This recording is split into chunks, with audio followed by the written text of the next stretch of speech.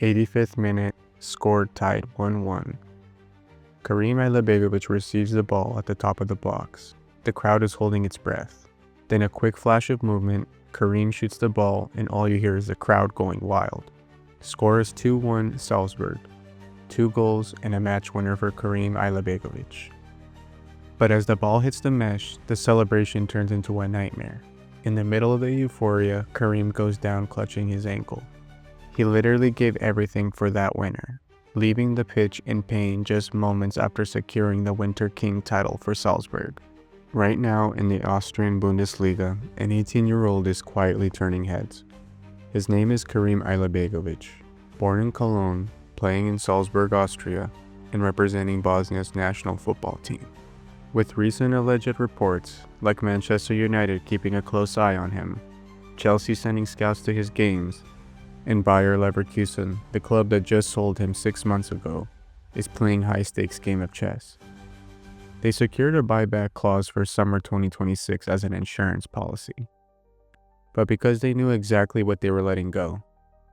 But here's the thing no one's talking about. He's not just a prodigy. He's a kid who describes himself as a Bosnian talent that meets German discipline. Even though he is a young rising star, he doesn't really live like one. He made sure that his mom Arna still lives with him since she's the one who handles the cooking, the cleaning, and cancels the outside noise so he can live a life he calls boring. But that's a life dedicated 100% to the pitch. So now let's get into his story. Born September 21st, 2007 in Cologne, Germany, Kerim Alajbegovic is born to Bosnian parents Semin and Arna. They left their homeland but never let go of their roots. Growing up in Cologne, Kerim could have taken the easy path. Germany's youth system. The World Cup winners, elite infrastructure, but at age 14, a phone call changed everything. His uncle called and told him the Bosnia U15s wanted him for the Vlatko Markovic tournament. Kerim didn't hesitate. He went, he played, and he finished as a top scorer. I was in Germany's camps, he would later say, but my heart was always with Bosnia. My parents spoke it at home, and it's just who I am. Kerim had spent 8 years at FC Cologne. He learned to play against older, bigger boys on concrete cages before he ever touched perfect grass. But at age 13, Bayer Leverkusen came calling. He was entering a factory that was about to go unbeaten for 51 games under Xabi Alonso. And Kerim? He was the crown jewel of their academy. Now let's talk about the numbers. He was destroying the U19 level while he was still only 16 years old. He was getting goals against teams like Liverpool and AC Milan in the youth league.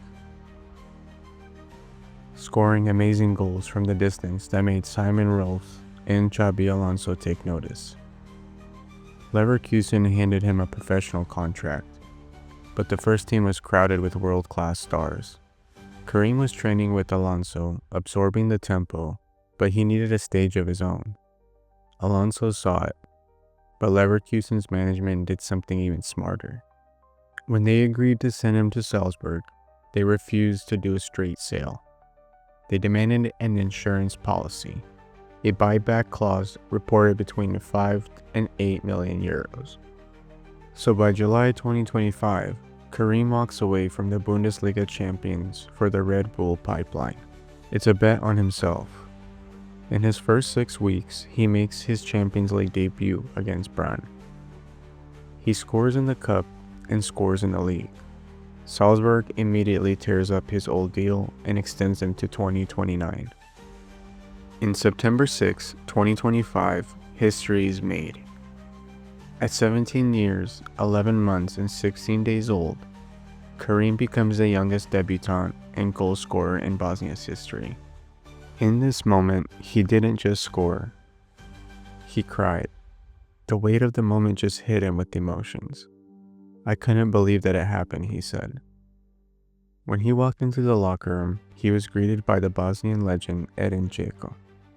Džeko looked at him and said, "Jesi mali," meaning "Hey there, kiddo." Džeko was scoring goals for Bosnia before Kerim was even born.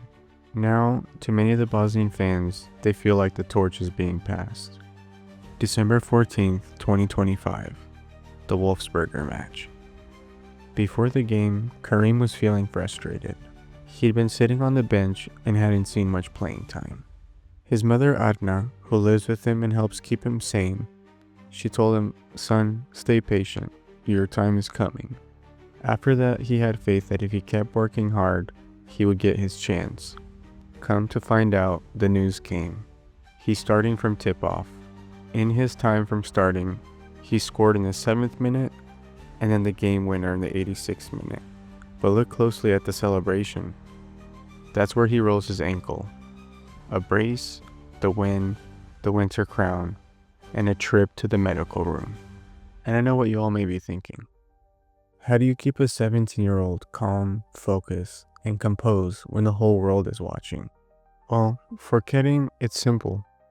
It's about his inner circle.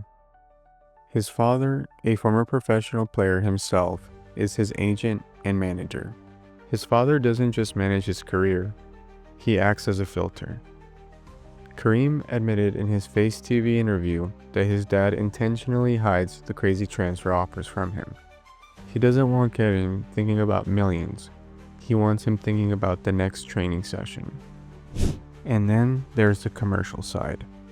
Kerim was signed by Adidas at a very early age, a testament to the hype that has followed him since he was a kid in Cologne.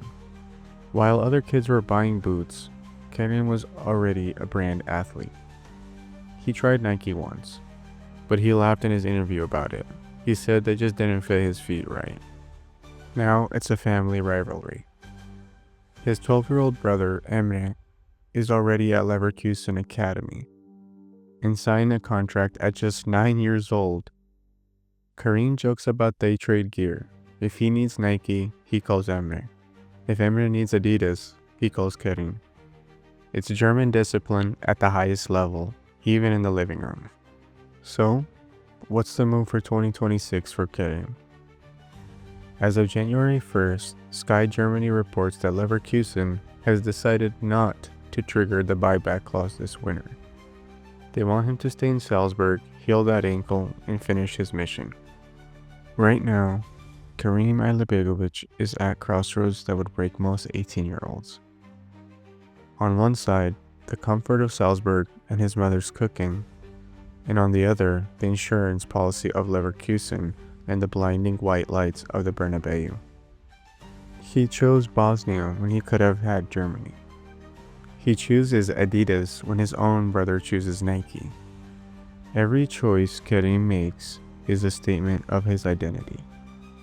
He isn't just a player for a transfer fee. He's playing for a legacy that Edin Džeko started and that a whole nation is waiting for him to finish. As of January 2026, the chess pieces are frozen. Leverkusen is waiting for summer. Manchester United is waiting for a signal. And Kerim? He's just waiting for that ankle to heal so he can do the only thing he cares about, and that's playing football. Understanding he still has a lot more work to do, Kerim has stated that he would love to put on a Real Madrid jersey one day and play for the legendary club at the Bernabeu.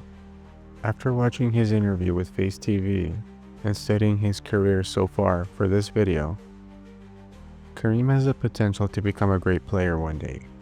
He has the structure around him, being surrounded by his family with the business side and the personal side. Most importantly, for his age, the glamour or fame and the hype does not faze him. He's focused and he's trying to improve on football every single day. I believe this is a great time for Bosnian football fans, as the young players are showing major potential, which is something that the supporters have not seen in a while. We have to have hope and give time for Kerim to reach the heights we all know that he can. So let me know in the comments, where would you like to see Kerim play next? Or would you like to see him stay at Salzburg and become a club legend? Let me know below. And honestly, thank you for watching the video. If you made it this far, I appreciate it. We're still fairly new to this, so I appreciate everybody being patient and watching us grow. We just reached almost 15K on the Esmir video, and I'm just genuinely grateful for that. And I look forward to bringing you more great content. So thank you for watching Football Story Lab. I appreciate every single one of you watching and providing feedback. Let me know always what you guys think. Also, feel free to let me know in the comments, like if there's some videos of somebody you may want next, or certain situation or certain time frame. I love making videos about all types of football content, so yeah, just let me know, and I look forward to bringing more of that to y'all. Appreciate it. Thank you. Like, subscribe the video, and let us know.